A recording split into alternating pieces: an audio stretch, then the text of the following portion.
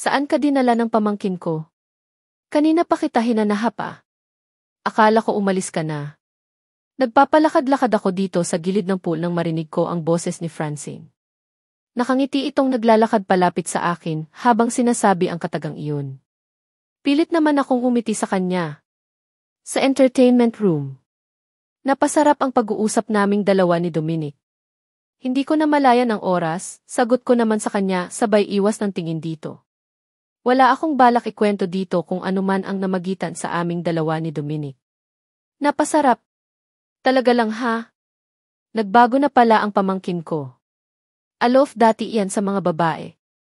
Mas gusto niyang magkulong sa library kaysa makipag-usap kahit kanino. Good thing na nakuha mo ang loob niya, sagot naman ito. Natigilan naman ako. Sa totoo lang, wala akong ganang makipag-usap ngayon. Gusto kong mapag-isa. Gusto kong umiyak ng umiyak para mabawasan ang bigat ng damdamin ko. Franz, late na pala. Baka hinahanap na ako sa amin. Magpapaalam na sana ako, pag-iiba ko sa usapan namin. Kunot noo ako nitong sinipat ng tingin bago muling nagsalita. Trex, are you sure ayos ka lang? Bakit ang lungkot ng mga mata mo?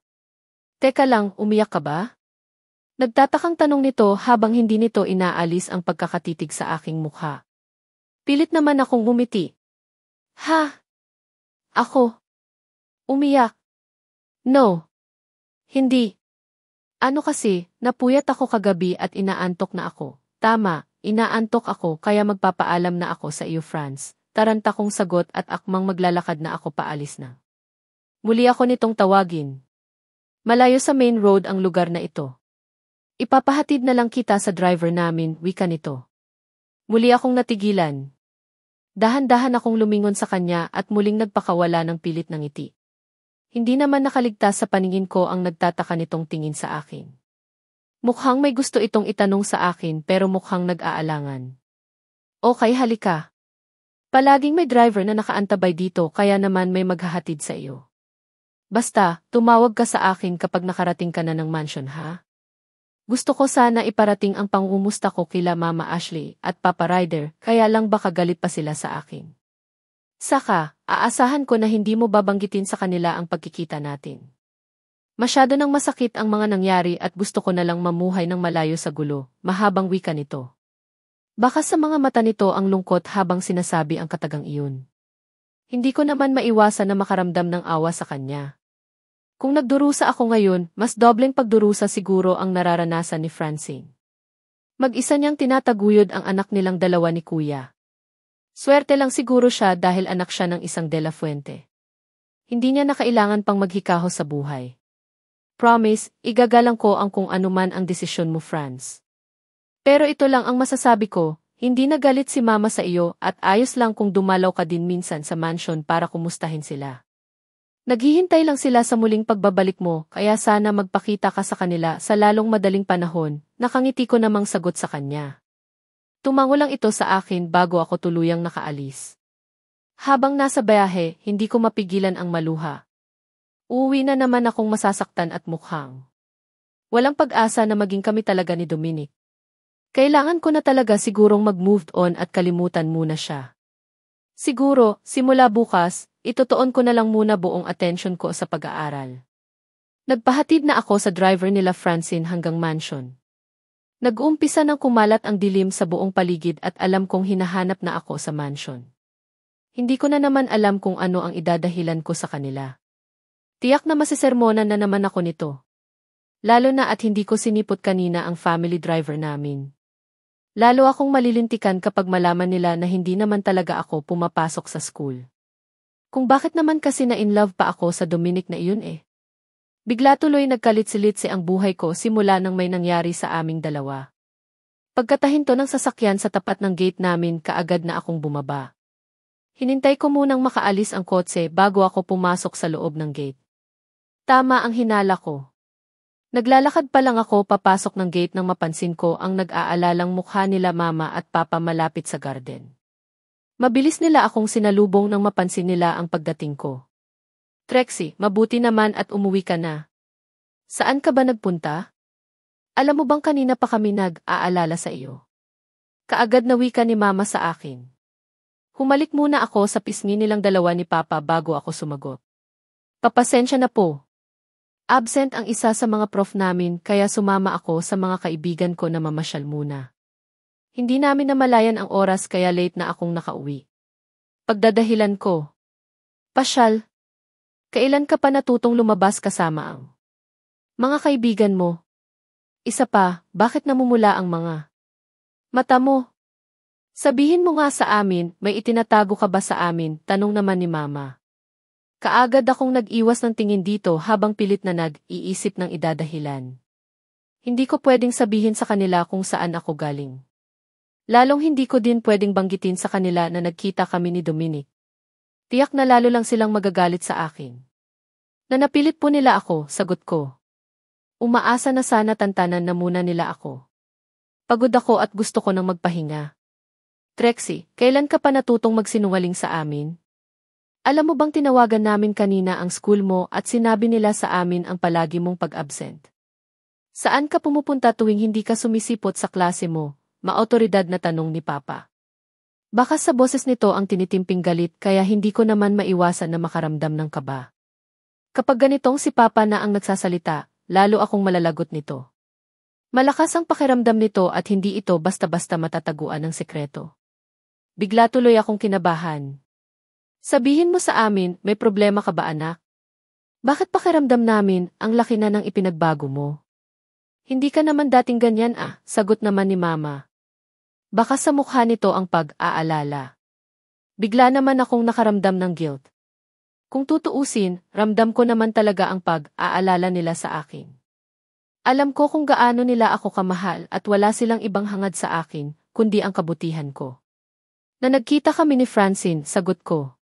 Wala na, sukol na ako at wala na akong pwedeng idahilan pa. Alam kong hindi nila ako tatantanan hangat hindi sila makontento sa mga paliwanag ko. Anong sabi mo? Si Francine, sagot ni Mama. Dahan-dahan naman akong tumango. Hanggang ngayon po ba, hindi niyo pa rin siya kayang tanggapin kung sakaling silang dalawa ni Kuya ang magkakatuluyan, tanong ko. Muling sumagi sa isipan ko ang kambal na anak nila Kuya at Francine. Sila ang mas apektado kung lumaki sila na hindi maging kumpleto ang kanilang pamilya. Sa tanong kong iyon, hindi nakaligtas sa paningin ko ang pagkagulat sa mukha ni Mama at Papa. Hindi marahil nila inaasahan na itatanong ko ang tungkol sa bagay na ito. Well, nabigo man ako kay Dominic, at least alam kong tama ang gagawin ko ngayon. Ipapaalam ko sa kanilang lahat na nagkaanak si Kuya at Francine. It doesn't matter na din naman kung magtampo sa akin si Francine kapag ibubunyag ko ang sekreto niya. Karapatan ng mga magulang ko na malaman nila na nagkaroon na pala sila apo at karapatan din ni Kuya Charles na makilala ang mga anak niya. Habang nasa biyahe ako kanina, pauwi dito sa mansion, napag-isipan ko na din na sabihin sa kanila ang pagkakaroon ng apo nila kay Francine. Bahala na kung magalit or magtampo si Francine sa akin. Wala na din naman akong balak na makipag-kita sa kanya. Iiwas ako sa kanya para makaiwas na din kay Dominic. Bakit mo naman natanong iyan? Halos 2 taon nang umalis si Francine sa poder natin at alam namin na maayos na ang kalagayan niya sa tunay niyang pamilya, sagot naman ni Mama. Yes, halos 2 taon na po. At sa loob ng mga taon na nagdaan hindi man lang siya nagtangkang bumalik dito sa mansion, malungkot kong sagot. Nagkita ba kayo ulit, nagkausap ba kayo? Kumusta siya, tanong ni Mama. Kita ko sa mukha nito ang pagkasabi. Sa mga bisig niya lumaki sa Francine at siguro naman namimiss niya din ito, katulad ng pagkamiss ko sa kanya, kahit sandaling panahon lang kami nagkasama. Parang kapatid na. Din ang turing ko kay Francine at gusto ko din. Talaga siyang makasama ulit sa iisang bubong pero syempre, malayo sa anino ni Dominic. Kung sasabihin ko po ba sa inyo na nagkaanak silang dalawa ni Kuya Charles, maniniwala po ba kayo? Matatanggap niyo po ba ulit siya sa pamilya natin, hindi bilang isang anak kundi kasintahan ni Kuya Charles, kahit na isa siyang De La Fuente, tanong ko. Kahit mga magulang ko sila, gusto ko pa rin makasigurado. Ayaw ko nang maging unfair para kay Francine ang pamilya namin. Masyado na siyang nasaktan noon at kahit hindi kami magkadugo, nahihirapan din ang kalooban ko kapag nakikita siyang nahihirapan. Anong sabi mo? Trixie, totoo ba iyang sinasabi mo? Nabuntis at nagkaanak si Francine. Nabuntis siya ng kuya mo noon, maotoridad na tanong ni Papa. Hindi na ako nagdalawang isip pa. Kaagad akong tumango. Yes, nabuntis siya ni kuya. Nagkita kami kanina sa mall habang kasama niya ang mga babis na namamasayal, sagot ko. Kita ko ang lalong pagkagulat sa mukha nila mama at papa. Pareho silang titig na titig sa akin habang hindi nakasagot. Masyadong shocking talaga siguro para sa kanila ang dala kong balita, base na din sa mga reaksyon nilang dalawa. Kahit ako nagulat din kambal ang anak nilang dalawa ni kuya at unfair para sa ating lahat kung lumaki silang hindi man lang natin sila nakasama at naalagaan, muling wika ko. May apo kami? Nagkaanak silang dalawa ni Charles? Bakit hindi niya man lang ito sinabi sa atin, sagot ni Mama. Hindi natin siya masisisi kung bakit niya piniling ilihim masaksi ako sa ginawa niyo pong pagtaboy. Sa kanya noon. Naging masunurin lang si Francine sa gusto niyo. Alam niya din na si Ate Micaela ang gusto niyong maging asawa ni Kuya. Nasaksihan niya kung paano ikinasal si Kuya kay Ate Mica noon kaya hindi natin siya masisisi kung bakit pinili niyang manahimik, sagot ko. God! Ryder, ano ang nangyari sa pamilya natin? Bakit nagkaganito? Masyado ba akong naging perfectionist noon at hindi ko man lang napansin na may tao na palang nagdurusa dahil sa pagiging makasarili ko, narinig kong mahinang wika ni Mama. Baka sa mukha nito ang paghihirap ng kalooban. Naiinitindihan ko siya kung bakit ganito ang kanyang naging reaksyon. Siguro bumalik sa alaala niya kung paano niya tinakwil si Francine noong nalaman niya na may nangyari sa kanilang dalawa ni Kuya Charles. Mali iyon dahil imbes na kausapin niya ng maayos si Francine, inalisan niya ito ng karapatan dito sa mansion. Itinaboy niya ito at hindi man lang niya naisip kung may mapupuntahan ba ito. Mabuti na lang at nakita siya ni Dominic at nakilala bilang kadugo nila. Kung hindi, baka lalong nagdusa si Francine. Ashley, no. Huwag mong sisihin ang sarili mo. Tandaan mo, lahat ng tao ay hindi perpekto. Lahat tayo ay nagkakamali. Kung ano man ang nagawa nating pagkakamali noon, pwede pa nating ituwid. Pwede pa nating ayusin lahat ng ito, sagot naman ni Papa Ryder. Hindi. Kasalanan ko ang lahat ng ito. Naging makasarili ako at hindi ko man lang inisip kung ano ang maging kahihinatnan ng lahat ng nagawa ko noon. Ako ang dahilan kung bakit hanggang ngayon nagdurusa si Charles at si Francine. Pinilit ko silang paghiwalayin noon. Umiiyak ng wika ni Mama. Hindi ko naman maiwasan na makaramdam ng awa. Dito. Isang mabait na ina si Mama Ash. Simula na nakabalik ako sa poder nila, hindi siya nagkulang na iparamdam sa akin kung gaano niya ako kamahal. Sa akin niya ibinuhos ang lahat ng pagmamahal ng isang ina, lalo na nang umalis si Francine sa poder namin. Nahihirapan din ang kalooban ko ngayon na nakikita kong paghihirap ng kalooban niya. Ma, tama si Papa. Pwede pa nating ayusin ito. Huwag mong sisihin ang sarili mo. Nakausap ko kanina si Francine at sinabi niya na hindi siya galit sa iyo. Alam niyo po kung gaano siya kabait kaya wala po kayong dapat na ipag-alala. Isa pa po, gagawa ako ng paraan para makita niyo din po ang mga apo niyo. Alam kong pagbibigyan kayo ni Francine dahil mahal na mahal niya kayo. Itinuring niya na din kayong parang tunay niyang mga magulang, mahaba ko namang sagot. Umaasa ako na sana maibsan man lang ng kahit nakatiting ang nararamdamang paghihirap ng kalooban ni Mama ngayon. Kung hindi siya galit sa akin, bakit hindi niya man lang nagawang magpakita sa atin? Nitawag hindi niya din nagawa, sagot ni Mama sa kabila ng paghikbi. Sinulyapan ko muna si Papa bago sumagot. Dahil busy po siya sa kambal niyong apo. Single mom siya at kahit na may mga katuwang siyang mga yayas sa pag-aalaga kina Kobe at Butter, magiging abala pa rin siya. Lalo na at kailangan niya ng pag-aralan kung paano hahawakan ang negosyo ng pamilya nila. Ng pamilya de la Fuente, sagot ko. Natigilan si Mama. Kobe at Butter. Iyan ba ang pangalan ng mga apo namin, sagot ni Papa. Baka sa boses nito ang galak. Hindi ko naman mapigilan na mapangiti. Sasagot sana ako nang biglang sumabat sa usapan namin. Apo? Sinong apo? Biglang wika ni Kuya Charles. Baka sa mukha nito ang pagtataka habang nagpapalipat-lipat ng tingin sa amin. Hindi ko alam kung kanina pa ba siya nakikinig. Wala din yatang nakapansin sa amin kung kanina pa ba siya nakuwi. Anak niyo ni Francine. How come na hindi mo ito alam at never mong inalam? Akala ko ba, siya lang ang pangarap mong babae na gusto mong makasama habang buhay pero bakit hindi mo man lang natuklasan ang pagkakaroon niyo ng anak? Si Papa na ang sumagot kay Kuya Charles na noon ay gulat na gulat. Ano pong sabi niyo? Nagkaanak kami ni Francine. Bakit hindi niya man lang ito nabanggit sa akin noong nagkita kami? Muling bigkas nito.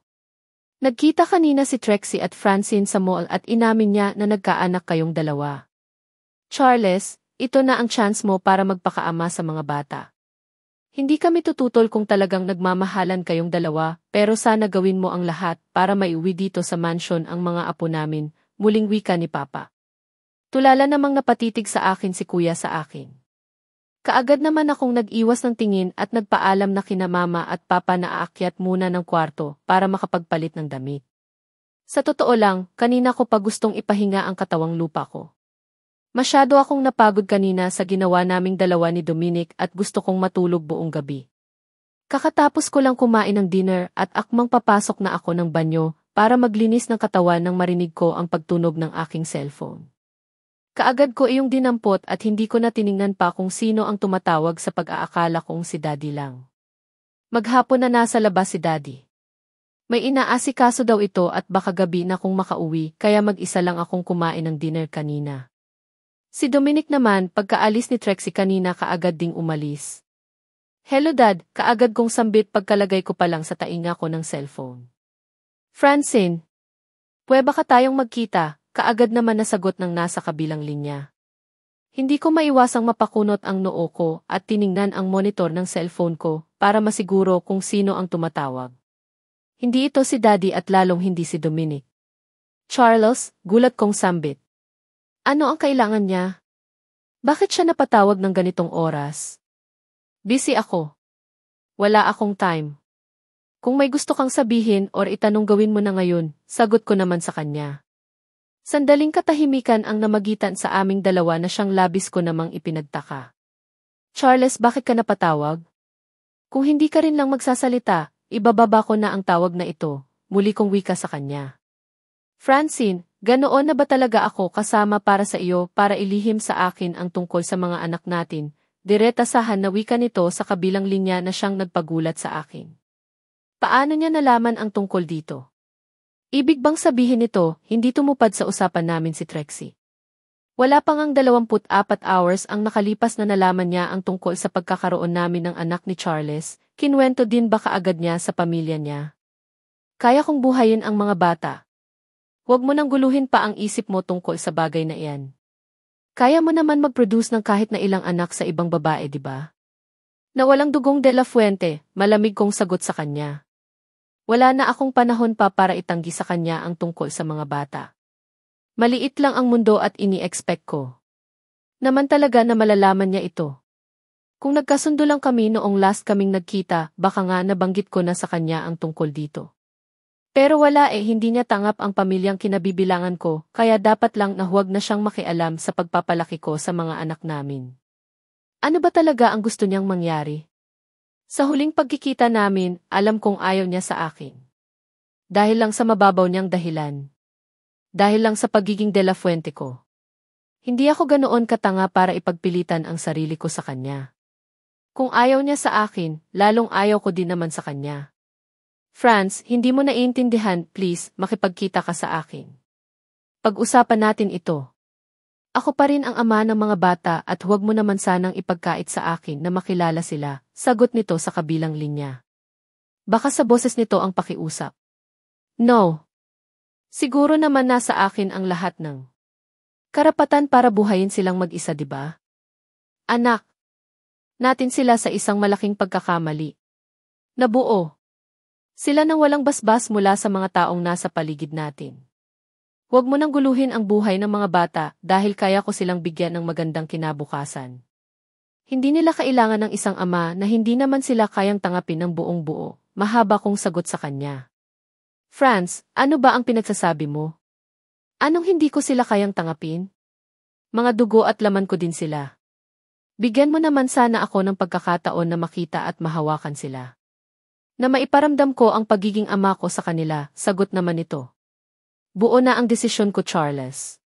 Sa pagkakataon na ito, hindi kita mapagbibigyan. Hindi ko kayo mapagbigayan. Akin lang ang anak ko at walang ibang pamilyang kikilalanin, kundi ang pamilya de la Fuente lang, sagot ko at kaagad na pinatay ang tawag. Alam kong sa pagkakataon na ito, ako ang lalabas ng masamang tao. Na naging makasarili ako. Pero masisisi ba nila ako? Masyado na akong nasaktan. Pagod na akong umiyak. Nasa proseso pa ako ng paglimot sa kanya, kaya naman panindigan ko kung ano man ang sinabi ko ngayon. Aminado ako na pinangarap ko din naman na mabigyan ng kumpletong pamilya ang mga anak ko. Pero kung ganito namang ipinaramdam na sa akin ni Charles na hindi niya kayang tanggapin ang buo kong pagkatao, bakit kailangan ko pang sumugal? Hindi na dapat. Pagod na akong umiyak at gusto ko na lang ng tahimik na buhay. Isang buhay na malayo sa sakit at kabiguan.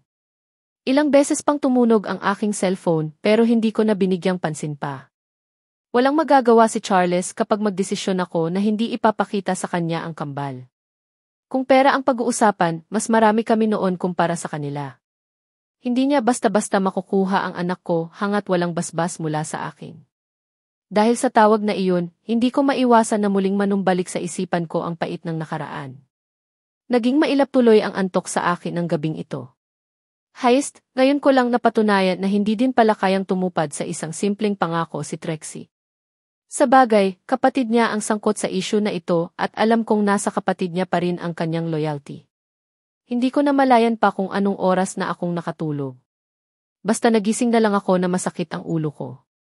Dahan-dahan pa akong bumaba ng kama at nagmamdaling pumasok ng Keith. Mahina talaga ako sa puyatan.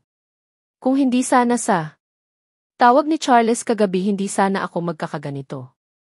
Heist, ngayong araw pa naman ang umpisa ng pagre-report ko sa opisina. Ngayong araw din ako ipapakilala ni Dominic sa mga empleyado. Hindi pwedeng humarap ako sa kanila na nangangalumata at mukhang may sakit. Kahit nakulang sa tulog at masama ang pakiramdam, nagpasya na lang din akong maligo. Isang desisyon na nakatulong sa akin dahil pagkatapos kong naligo naging maayos naman ang aking pakiramdam. Magpapatempla na lang siguro ako mamaya ng black coffee para lalong mabuhay ang dugo ko. Nagpasya na akong magbihis ng formal na damit. Maaga ang usapan namin ni Dominic na pupunta ng opisina. Dinaanan ko muna ang kambal sa nursery room bago ako nagpasyang bumaba patungo sa dining area. Katulad ng inaasahan, tulog na tulog pa sila habang binabantayan ng kanilang mga yayas.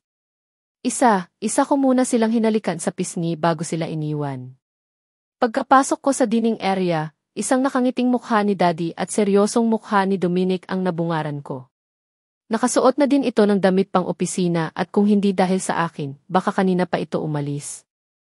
Ang tagal mo naman, kaagad pang angal ito sa akin. Pinanlakihan ko lang ito ng mga mata bago ko inutusan ang isa sa mga kasambahay na ipagtempla ako ng black coffee. Bakit? Hindi ka ba nakatulog kagabi? Tanong naman ni Daddy sa akin. Pilit naman akong umiti dito. Hindi nga po eh. Siguro excited lang ako sa magaganap ngayong araw sa opisina kaya ganoon. Pagdadahilan ko. Hindi naman pwedeng sabihin ko sa kanila na hindi ako nakatulog dahil sa tawag ni Charles sa akin kagabi. Mukhang wala pa naman sa mood ngayon si Dominic. Huwag mo masyadong i-pressure ang sarili mo. Hindi naman mabigat ang trabaho sa opisina dahil marami namang mga empleyado ang gagawa noon, sagot naman ni Daddy. Samantalang si Dominic naman tahimik lang. Wala tuloy sa sarili na tinitigan ito at nagulat pa ako dahil humpak ang pisngi nito at nangingitim ang paligid ng kanyang mga mata. Mukha tuloy siyang adik-adik na kulang sa tulog. Ano kayang nangyari sa Dominic na ito? Kung hindi ako masyadong nakatulog kagabi, mukhang mas malala ang pinagdaanan nito. Mukhang magdamag itong dilat at hindi man lang nakatikim ng kahit nakaunting pagtulog. Anong oras ka ba nakauwi kagabi? Sigurado ka bang matuturuan mo ako ng maayos ngayong araw dahil kung hindi, bukas na lang ako magre-report sa opisina. Putol ko sa katahimikan sa pagitan naming dalawa ni Dominic habang nandito kami sa loob ng sasakyan at binabaybay na namin ang daan patungo sa opisina. Ngayon ko lang napansin ito na parang hindi mapalagay. Parang may malalim itong iniisip na hindi naman normal sa kanya noon. Ano kaya ang gumugulo sa isipan ng pamangkin ko? May malalim kaya itong pinagdadaanan? Wala. May iniisip lang ako, sagot nito. O diba, ang layo ng sagot niya sa tanong ko. May something talaga dito na dapat kong malaman. Ano nga? Look, pwede mong i-share sa akin. Kaysa naman magmukha kang zombie dyan. Huwag mong sarilinin ang problema at baka hindi makayanan ng utak mo at lalo kang maging pasaway, sagot ko sa kanya na maihalong biro sa aking boses. Gusto ko lang pagaanin ang aming umaga. Ayaw ko din manahimik habang papunta kami ng opisina. Kung saan-saan kasi nakakarating ang isipan ko at lalo lang akong nalulungkot. Mas nalilibang ako kapag may kausap ako at pwede ko nang pagtiyagaan si Dominic. Wala ka namang maitulong kaya nonsense lang kung sasabihin ko sa iyo. Tipid nitong sagot. Kaagad ko itong tinaasa ng kilay. Tinitigan ko ito sa kanyang mukha at hindi ko maiwasan na matawa dahil mukha talaga itong bangag. Kung hindi ko lang kilala itong si Dominic iisipin ko talaga na nag-aadik-adik ito Kaya lang, alam kong hindi niya magagawa iyon. Matinong tao ito at hindi ko alam kung bakit masama ang tingin sa kanya ng nakakarami. Siguro dahil sa kagagawa ng aming mga ninuno noon. Lalo na ni Daddy. Pero masasabi ko na matino na din si Daddy. Kaya nga wala ito palagi sa bahay dahil abala ito sa kanyang mga charity. Iniikot nito ang mga bahay ampunan para magbigay ng donations. Balak din nitong magtayo ng foundations para lalong makatulong sa mga kapuspalad. Alam kong hindi perpekto ang pamilya namin. Alam kong hindi maganda ang reputasyon ng pamilya namin. Dahil iyon sa kagagawa ng mga ninuno namin. Pero alam kong sa paglipas ng panahon mababago din ang lahat ng ito. Lalo na ngayon unti-unting nilinis na ni Daddy ang kanyang mga maling nagawa noon. Teresay, may pwede mong sabihin sa akin. Malay mo naman, may maisasa-suggest akong solusyon sa problema mo. O diba, magkakaroon ka ngayon ng utang na loob sa akin at pwede kitang singilin pagdating ng araw, pagbibiro kong sagot sa kanya. Kaagad naman tumaas ang kabilang sulok ng labi nito. Palatandaan lang na kaunting hilot na lang at mapapaamin ko din ito. Ganito ba talaga ang feeling ng in love? Hindi ka makatulog at parang gusto mong makasama siya palagi, tanong nito na kaagad na nagpagulat sa akin. Muli akong napatitig kay Dominic. Pilit kong binabasa kung ano man ang tumatakbo sa utak nito gayong wala naman akong talent para gawin iyon. Bakit? In love ka na? Wow! That's good! Kauting.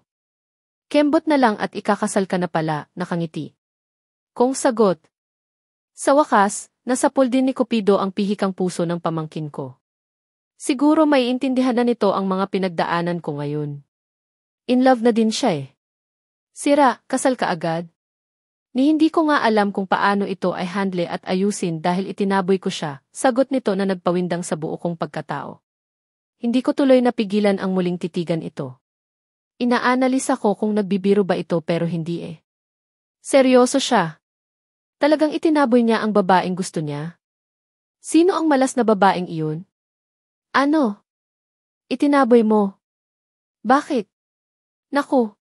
Malala ka na talaga, sagot ko sa kanya. Ngaling-ngaling batukan ko ito para magising sa katotohanan. Gusto yata talaga niyang panindigan ang katangahan pagdating sa mga babae. Bakit niya itataboy ang babaeng gusto niya kung wala namang malalim na dahilan?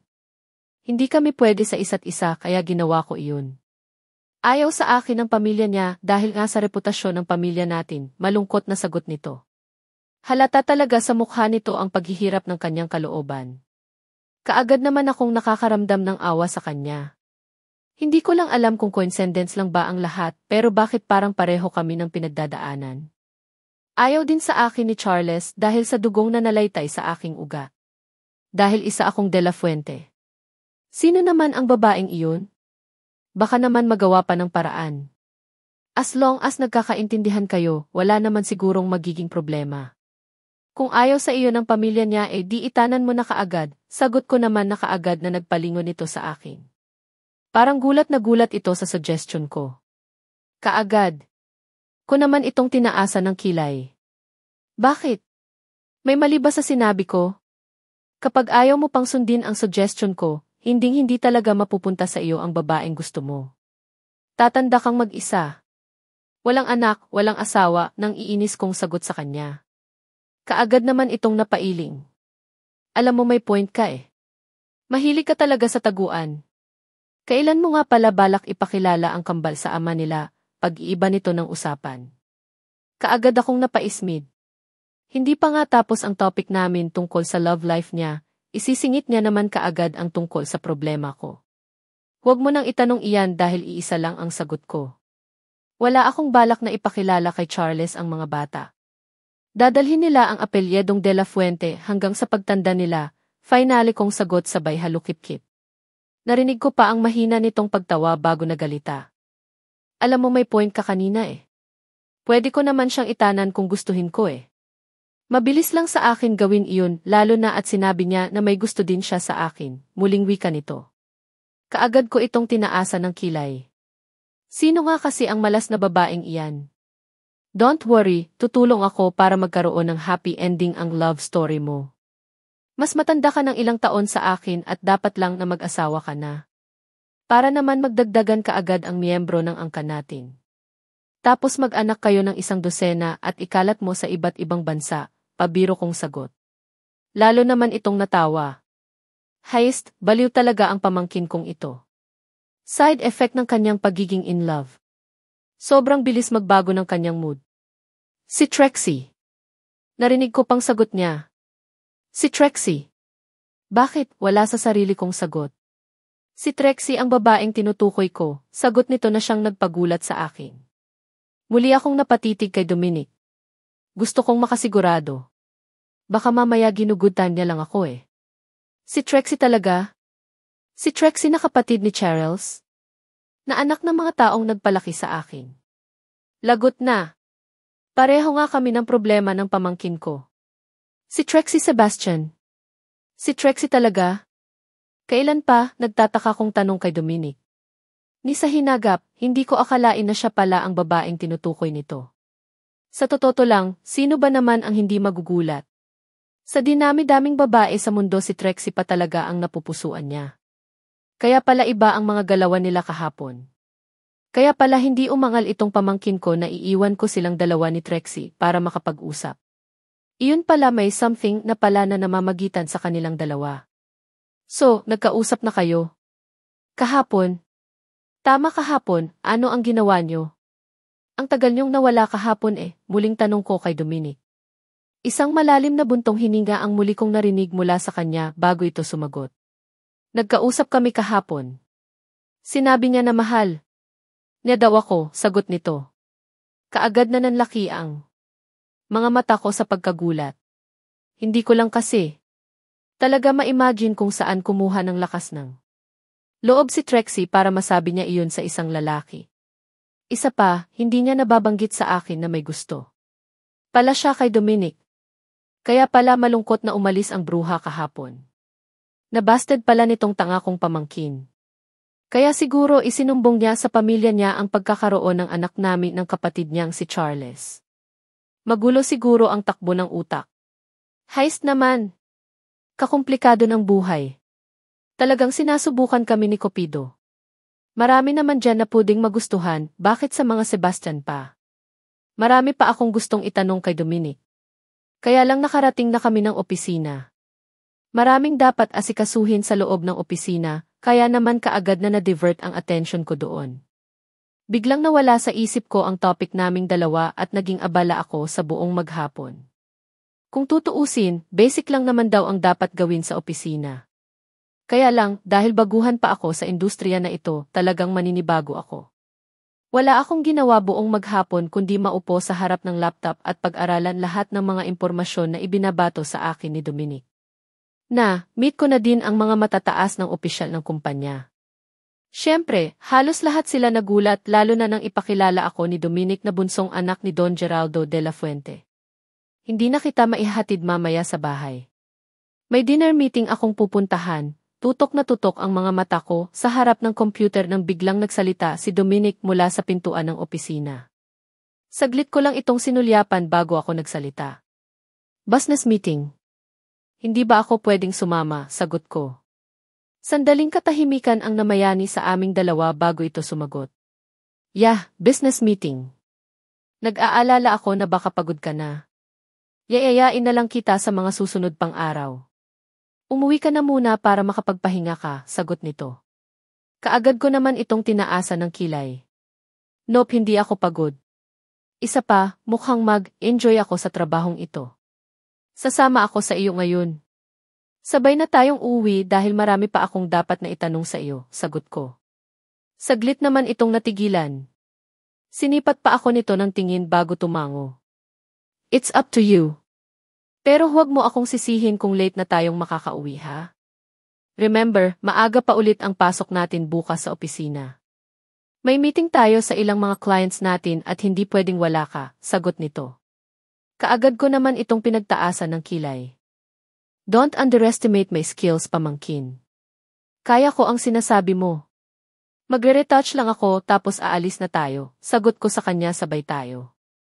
Hindi naman ito sumagot bagkus tuluyan na itong pumasok dito sa loob ng opisina ko at naupo sa sofa kasabay ng paglabas nito sa kanyang cellphone. Hindi ko na lang ito pinansin bagkus diretsyo na akong naglakad patungo sa banyo para mag-ayos ng sarili. Dapat magmukha akong kagalang-galang sa lahat ng mga kliyente. Hindi pwedeng magmukha akong basahan. Dapat kong isabuhay ang pagiging De La Fuente para naman lalo akong ipagmalaki ni Daddy. Ang business meeting na tinutukoy ni Dominic ay hindi naman pala makatotohanan. Dinala niya lang naman ako sa isang maingay na lugar kung saan may mga babaeng sumasayaw sa dance floor. In short, isa sa mga pag-aari niyang bar. No, pag-aari pala ito ng daddy niya na kapatid ko sana, ngunit hindi man lang kami nagkaroon ng pagkakataon ng magkakilala. Ang aga niya palang na maalam dito sa mundo. Pinamana niya lang ang bar na ito kay Dominic na siyang ginagawang tambayan ng sutil kong pamangkin kapag malungkot siya. Dito kami nagkakilala ni Trixie officially. Dinala siya dati dito ng kinilala niyang tiyahin, kapalit ng malaking halaga, paumpisang wika nito. Pagkatapos nitong tumugan ng alak, sinipat ko naman ng tingin ang ladies drink na in-order nito para sa akin.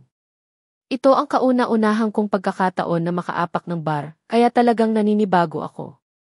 Wala naman akong dapat ipag-alala dahil alam kong safe naman ako kapag si Dominic ang kasama ko.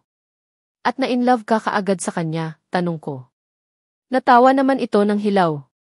Actually, hindi yun ang first time na nakita ko siya. Front ko lang talaga ang kunwaring pagbili sa kanya noon.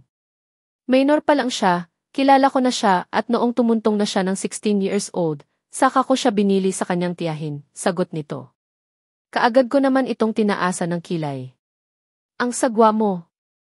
Bakit kailangan mo pang bilihin kung pwede mo namang ligawan, sagot ko. Ligawan? No. Wala sa forte ko iyan. Isa pa, kahit naligawan ko siya, alam kong ibebenta pa rin siya ang ganid niyang hilaw na tiyahin sa ibang bar. Naging hero pa nga sana ako eh. At least nailigtas ko siya sa kapahamakan. Kaysa naman sa kasa siya ibenta ni Isabel at habang buhay na siyang hindi makakalabas doon, sagot naman ito sabay tungga ng alak. Kaagad naman nanlaki ang mga mata ko dahil sa narinig. Ganoon ba talaga siya kasama? I mean ang Isabel na iyon, tanong ko. Kaagad naman itong tumawa. Yup! And take note, kapatid siya ng nanay mo. Gahaman sa pera ang babaeng iyon. Kahit kadugo niya, kinakatalo niya. Ganyan din ang nangyari sa tunay mong ina. Kahit kapatid niya ibinenta din. Niya noon dito sa bar na ito, sagot nito. Hindi. Naman ako nakaimik. Maswerte ka pa nga kung tutuusin. At least, sa pamilya Sebastian ka lumaki. Hindi mo naranasan ang hirap ni Trixie at ng nanay mo. Hindi mo naranasan ang impyernong buhay na naranasan ni Trixie sa mga kamay niya, muling wika nito. Hindi ko naman maiwasan na maikuyom ko ang aking kamao. Tama si Dominic, maswerte ako dahil hindi ako lumaki sa ganoong tao. Kung nagkataon, baka sirang-sira na ang kinabukasan ko. Pero kahit na naging masarap ang buhay ko sa kinalakhan kong pamilya, bumawi naman sa pagpapahirap sa akin ang tadhana ngayon. Nabuntis ako ng taong mahal ko na hindi naman pwedeng maging kami at papalakihin ko ang mga anak ko na mag-isa. Nasaan na sila ngayon? Si Isabel, tanong ko. Matamis naman akong inisyan nito. Huwag mo nang hanapin ang babaeng iyon dahil itinapon ko na siya sa impyerno. Kasama ng tauhan ko na bumaril noon kay Trixie, nakangiti nitong sagot sa akin. Akmang sasagot pa sana ako pero biglang bumukas ang pintuan ng ihihi room kung saan kami nakapwesto ni Dominic at bumungad sa paningin ko ang isang tao na hindi ko inaakala na makikita dito sa bar. Si Ate Micaela. Kahawak kamay nito si Dulcie Denver na siyang labis kong ikinagulat.